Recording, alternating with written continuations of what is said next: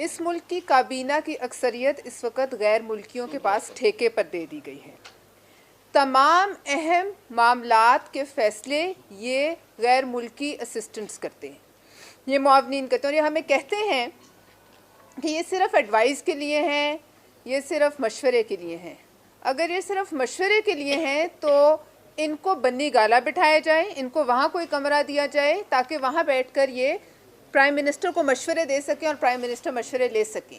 ان کو پاکستان کی عوام، نیشنل ایکسچیکر، قومی خزانے سے مراد، گاڑیاں، تنخواہیں، ان کے اڑانے جو بھرتے ہیں دوسرے ممالک میں، اور اس کے اوپر جو پھر اس میں سے یہ جو وہاں کرپشن ہوتی ہے، وہ تمام چیزیں پاکستان کے خزانے پر بوجھ کس حساب سے ڈالا جا رہا ہے؟ کون ہوتا ہے ایک غیر ملکی آدمی جس نے آج تک یہاں ٹیکس ریٹرن فائل نہیں کیے؟ زلفی بخاری صاحب۔ کون ہوتا ہے وہ جو اس ملک میں رہنے والے، محنت کرنے والے پی ٹی ڈی سی کے امپلائیز کو فارغ کرتا ہے؟ کس حیثیت میں؟ پاکستان کا آئین، قانون اس کی اجازت نہیں دیتا۔ کون ہوتا ہے کوئی بھی معاون خصوصی جو میٹنگز کال کرتے ہیں اور اربوں روپے کے ڈیسیجنز کرتے ہیں، جو پالیسی بناتے ہیں جو ان لوگوں پر اپلائی ہوتی ہے جو ادھر ہی رہتے ہیں، یہیں جینا ہے ان کا اور یہیں مرنا ہے ان کا، جو ان کی وجہ سے ان غیر ملکیوں کے ہاتھ آپ اپنے ملک کے لوگوں کو بے روزگار کر رہے ہیں؟ کس قانون اور آئین کے تحت؟ وزیر اعظم اپنے اوتھ سے خلاف ورزی کر رہے ہیں، یہ اپنے اوتھ کو وائلیٹ کرنے کے مرتکب ہو رہے ہیں۔ وہ وزیر اپنی طاقت کے زور پہ کہتا ہے کہ وزیر اعظم چاہیں تو کوئی غیر ملکی بھی کابینہ میں آ سکتا ہے۔ ایسا نہیں ہو سکتا زلفی بخاری صاحب۔ یہ ملک اگر آپ یہاں پہنچ بھی گئے ہیں اور آپ کے لیڈر بھی پہنچ گئے ہیں وزیر اعظم ہاؤس تک، تو بھی یہ ملک کسی کے باپ کی جاگیر نہیں ہے۔ زلفی بخاری صاحب جو شاید پرسوں دبئی جا کر ان کے حکمرانوں سے مل کر معاہدے طے کرے تھے، کس قانون اور آئین کے تحت ہم پوچھتے ہیں؟ کس نے دیے پیسے یہاں سے دبئی جانے کی فلائٹس کے، ہوٹلوں کے، ان کے خرچے کس نے بھرے؟ اس ملک کے عوام نے، اس ملک کے ایکسچیکر نے۔ یہ صریحاً اس ملک کے آئین کی خلاف ورزی ہے اور زیادتی ہے ان تمام لوگوں کے ساتھ جن کے متعلق یہ فیصلے کریں۔ تانیہ ایئرڈس ہیں کہ وہ کیا ہیں؟ انہوں نے آتے کے ساتھ ہی جس ڈیجیٹل پاکستان کی وہ آئی ہیں ہیڈ بن کے، انہوں نے آتے کے ساتھ پہلا کام کیا کہ سیکیورٹیز اینڈ ایکسچینج کمیشن میں ڈیجیٹل پاکستان کے نام سے ایک این جی او رجسٹر کرائی، جس کے بورڈ میں وہ خود تھی، جس کے بورڈ میں جہانگیر ترین تھے۔ مجھے بتائیے یہ کیسا فراڈ ہے کہ کہاں سے پیسہ آپ نے کھانا ہے؟ اس پر بات کریں تو پھر آپ دھمکیاں دلاتے ہیں، اس پر بات کریں تو آپ ہمیں قومی حساس معاملات اور قومی سلامتی کا درس دیتے ہیں۔ کیا ڈیجیٹلائز ہو رہا ہے پاکستان میں؟ ہم جاننا چاہتے ہیں، جو کہ غیر ملکی کے ہاتھ میں کون سا میرا آپ کا کون سا ڈیٹا ہے جو یہ ڈیجیٹلائز کر رہے ہیں؟ ہمیں جواب چاہیے۔ آدھے درجن سے زیادہ دفعہ بھاشا ڈیم کا افتتاح ہو چکا، پھر یہ بیوقوف بنانے کے لیے قوم کو وہاں پہنچ گئے، اور کس کے ہاتھ میں ہے آبی وسائل؟ ایک امریکن نیشنل وزیر کے ہاتھ میں۔ ان کو شاباش دی جاتی ہے، میں نے آپ کے ذرائع سے سنا، ان کو بلا کر کابینہ میں شاباش دی جاتی ہے کہ شاباش تم بڑا اچھا کام کرو۔ یہ نہیں پوچھا جاتا کہ تم امریکن نیشنل تھے، تم نے کس طریقے سے الیکشن کمیشن میں جھوٹے کاغذ جمع کرا کے یہاں سے الیکشن لڑا۔ یہ نہیں پوچھا جاتا۔ ملک کے آبی وسائل ایک امریکی نیشنل کے ہاتھ میں ہیں۔ پھر میں آپ سے یہ پوچھوں گی، آپ کے وزیر فائنانس، ہمارے زمانے میں ہم نے انہیں سینیٹر بنوایا، ان کا ایک ایک اثاثہ ہم نے جو ہے آئین اور قانون کے مطابق الیکشن کمیشن میں جمع کروایا۔ آپ کے زمانے میں پتہ چلتا ہے کہ ان کے بینک اکاؤنٹ میں 25,000 روپیہ پڑا ہوئے، اور وہ اربوں خربوں کے فیصلے کر رہے ہیں میرے اور آپ کے اور ہماری تقدیروں کے۔ ہمیں یہ پتہ چلتا ہے کہ اس ملک کے معاونین خصوصی کے 75% اثاثے باہر ہیں، 25% سے بھی کم ان کے جو یہاں ہیں موروثی اثاثے، جو تھوڑا بہت پیسہ ان کا بینکوں میں پڑا ہے۔ بتائیے کیوں؟ کس قانون کے تحت؟ وہ ہمیں بھاشن دیتے ہیں آپ ٹیکس دیجئے، خود وہ ٹیکس یہاں فائلر ہیں ہی نہیں۔ کیسا مذاق ہے؟ ڈاکٹر حفیظ شیخ نیو سلک روڈ نامی ایک کمپنی میں پارٹنر ہیں، جس میں باقی پارٹنرز کون ہیں آپ کو پتا ہوگا؟ انڈینز۔ ہم کرتے خدا نہ خواستہ یہ کہیں نظر آتا کسی کمپنی میں غلطی سے بھی کوئی جینیٹر بھی نکل آتا انڈین، تو ابھی ہم ڈی چوک پہ الٹے ٹنگے ہوتے کسی کھمبے کے ساتھ. آپ کریں تو آپ ٹھیک کرتے ہیں, آپ کریں تو سب کچھ حلال. پھر ہمیں کہا جاتا ہے کہ آپ قومی سلامتی نہیں سمجھتے.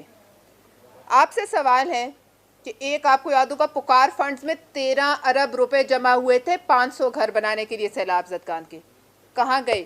ایک گھر دکھاتے ہیں آپ ہمیں؟ کس کو دیے پیسے, کس کو راشن دیا, کچھ آڈٹ ہوا؟ 13 ارب. اور ان کی تمام تر بینیفیشریز جو آج ہمارے وزیر اعظم صاحب ہیں اور ان کی جو ہمشیرائیں ہیں وہ تھیں. ہم پوچھنا چاہتے ہیں وہ پیسہ کہاں گیا. ہم پوچھنا چاہتے ہیں کہ ابراج گروپ کا, آپ نے شاید آپ کی نظر سے گزرا ہو, گلف میں یہ اخبارات میں سکینڈل ٹاپ پہ لگا ہے کہ ان کے انویسٹیگیٹرز کیمن آئیلینڈ تک پہنچ گئے ہیں. $100 ملین کا فراڈ ہے جو انہوں نے ہیلتھ کیئر میں کیا ہے. کیا تعلق ہے ہمارے عمران نیازی صاحب کا ابراج گروپ سے اور اس ہیلتھ کیئر فنڈ سے جس میں $100 ملین کیمن آئیلینڈز میں پڑے ہیں, جو ہمیں منی لانڈرنگ کا لیکچر دیتے نہیں تھکتے تھے. آج اس کا بھی تو جواب دیں. میں نے جیسے کہا یہ ملک کسی کی جاگیر نہیں. آپ کون ہوتے ہیں جو اس ملک کے دشمن ہیں ان کے فیصلے کرنے والے؟ آپ کون ہوتے ہیں باتیں چھپانے والے؟ آپ کون ہوتے ہیں بند کمروں کے پیچھے آرڈیننس جاری کرنے والے؟ آپ ہمیں سکھا رہے ہیں کہ آئی سی جی کیا ہوتا ہے. اس وقت کیا ہوا تھا جب آپ لوگوں کو غداری کے سرٹیفکیٹ بانٹتے تھے؟ آج بات کرو تو آپ ہمیں قومی سلامتی کا مشورہ دیتے ہیں, حساسیت کا مشورہ دیتے ہیں. اور کل ایک وزیر نامراد ہمیں سکھا رہے تھے کہ اور پوچھ رہے تھے ریمنڈ ڈیوس کہاں گیا. ہم انہیں چیلنج کرتے ہیں, اگر ان میں اتنے ہی مرد مجاہد ہیں جتنے وہ چلاتے ہیں اور اتنے ہی بڑے وہ پاکستانی ہیں, سچے ہیں, تو آئیں ایک جی آئی ٹی بناتے ہیں, پتہ چلاتے ہیں کہ کون تھا جس نے چاکلیٹ پہنچائے جیلوں میں, کون تھا جو پل پل کی رپورٹنگ کر رہا تھا. آپ کو چیلنج کرتے ہیں, ہم بھی یہاں ہیں, آپ بھی یہاں ہیں. آپ بنائیں جی آئی ٹی, آپ ہمت اور حوصلہ رکھتے ہیں اور لائیں قوم کے سامنے حقائق لائیں. بیٹھ کر ٹی وی اسکرینوں کے پیچھے ویڈیو بیان بنا دینے جہاں کوئی آپ سے سوال نہیں کر سکتا, چلا چلا کے الزامات لگا دینے. آج سب الزامات آپ کے سامنے ہیں. ہم اب پاکستان پیپلز پارٹی یہ ڈیمانڈ کرتی ہے کہ ایک جی آئی ٹی بنائی جائے ایک اعلیٰ ترین سپریم کورٹ کے جج کے نیچے, جو بتائے کہ یہ امپورٹڈ معاونین کہاں سے آئے, کیوں آئے, کیوں ان منسٹری سے بیٹھے, ان کے تانے بانے کس کس ملک سے جڑتے ہیں. ہم جاننا چاہتے ہیں قومی سلامتی کے مشیر یا معاون کا عہدہ ایسے شخص کے پاس کیسے ہو سکتا ہے جس کی لائلٹیز, جس کی وفاداریاں جو ہیں وہ ڈیوائیڈڈ ہوں. کیسے ہو سکتا ہے؟ آج سے پہلے ہوا ہے؟ کس طرح ہو سکتا ہے؟ اور نیب پر آخری بات, اس ملک میں ایک تاریخی ججمنٹ ہے, لینڈ مارک, جو میں سمجھتی ہوں آنے والے وقتوں میں یہ کورٹ ہوگی. نیب اور نیازی کا گٹھ جوڑ سپریم کورٹ نے روز روشن کی طرح عیاں کر کے ان کے منہ پر, حکومت کے منہ پر کالک پوتی گئی ہے. حکومت نے اس نیب کو جس طریقے سے استعمال کیا سو کیا. میں یہ پوچھنا چاہتی ہوں کہ آپ کو یاد ہوگا کہ اس نیب کی کسٹڈی میں لوگوں کی جان بھی گئی ہے.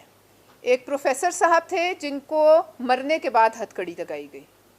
ان کے گھر والوں سے اور باقی تمام لوگوں سے جو ان کی کسٹڈی میں گئے ہیں جان سے, وہ وی سیز, استاد, جو بزرگ تھے جن کو ہتھکڑیاں لگا کے یہ اندر لے گئے, اور ہمیں اندر سے وہ خبر آئی, انہوں نے باہر آ کے بتایا کہ کس طرح سے لوگوں کے گھر والوں کے سامنے ان پر تشدد کیا جاتا ہے. ان تمام افراد کی جو کہ جان سے گئے, ان کی ایف آئی آر کس کے نام پہ کٹنی چاہیے؟ ہم یہ سوال کرتے ہیں ریاست مدینہ والوں سے. ہم یہ سوال بھی کرتے ہیں کہ یہ کون ہیں انویسٹیگیٹرز جن کی کل سپریم کورٹ نے نشاندہی کی ہے, اور سپریم کورٹ کی ججمنٹ کے بعد ڈھٹائی کے ساتھ دوبارہ انتقامی کارروائیاں پہلے سے 10 گنا زیادہ شروع کر دی گئی.